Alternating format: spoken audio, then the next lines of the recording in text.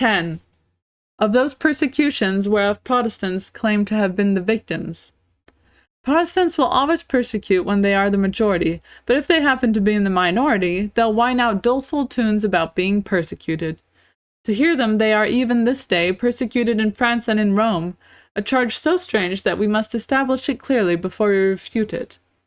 Well, then, hear what Mgr Segur, Protestant minister of Limoges, said at a public meeting in Queen Street, Edinburgh, 1857. I have good news to give you from motherland France. The faint light of the gospel is advancing. Our fathers allowed Protestantism to become extinguished, in spite of the struggle of our good Huguenots, but the ancient national churches are getting up. Such nations as France, Spain, etc., under the sway of Rome, are dead nations. Romanism is the enemy of moral good. The commune of Villefavard has become Protestant. We have swept the saints out of the church. We have established 10 schools in the department of Allier. And, had we money, we Protestants would have attained a majority. But since the coup d'etat, a man appeared, that Napoleon, who has applied himself with Catholic ideas, has closed our schools and summoned us before the courts of justice. We are now hidden in the woods, yet the progress continues. At Limoges the work was broken up by a railroad. Had we been Romans, the administration would not have disturbed us, and the Limousin clerk winds up by begging God to grant them liberty. The Paris correspondent of the London Times gives even a more melancholy picture of the heartrending situation of Protestantism in France. Poor ministers thrown into jail, churches and schools wantonly disbanded. Hear these truthful correspondents. Yes, we have seen whole populations taking refuge in forests, as their fathers did before them, in order to practice their religion. To escape the intrusions of the police, they had to keep watchers to warn them in times. Hymns were sung only at intervals, prayers and sermons were broken up, and when the officers arrived, they only saw men, women, and children picking up acorns or climbing trees. Times, January 5th, 1858. It is well known how these ridiculous assertions, so often and so impudently repeated, called forth, at last, a rejoinder from the Moniteur, denying their truth with indignation and contempt.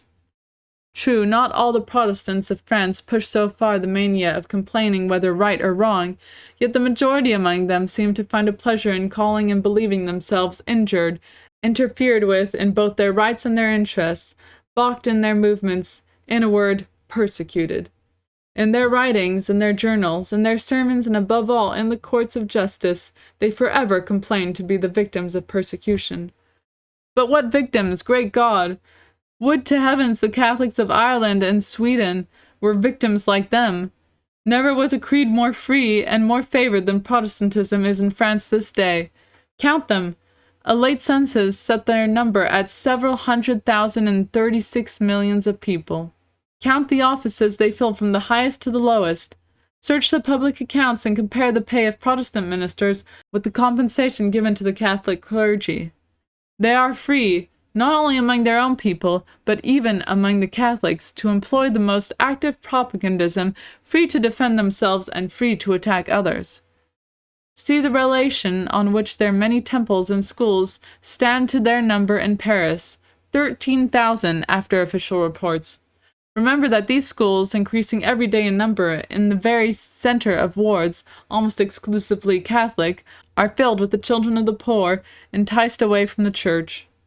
Remember also that the works of Malnix de Saint-Aldegonde, it is enough to quote this work for all, is sold with impunity by all their booksellers. Then lay your hand on your breast and tell me, reader, can they really call themselves persecuted in France? Indeed, their complaints are unjust and very awkward in their ingratitude. Galligani of Paris, in its issue of Saturday, June 20th, 1867, announces for the very next day 13 places open to Protestant worship. Fournet's Letters from Europe. Thus, even in Rome, more liberty is allowed to Protestants than Catholics ever obtained in purely Protestant countries. At what price could a Catholic priest officiate in England under Elizabeth? Could a priest even make his appearance in Geneva when Calvin ruled there? And was not William Penn called to an account because he allowed a mass house in Philadelphia? And did not the Protestants of Maryland put their heels on the neck of the Catholics who had been their greatest benefactors as soon as they got the upper hand? And so forever. Now look to Rome. Protestants go and come, some of them civil, some very impertinent and insulting.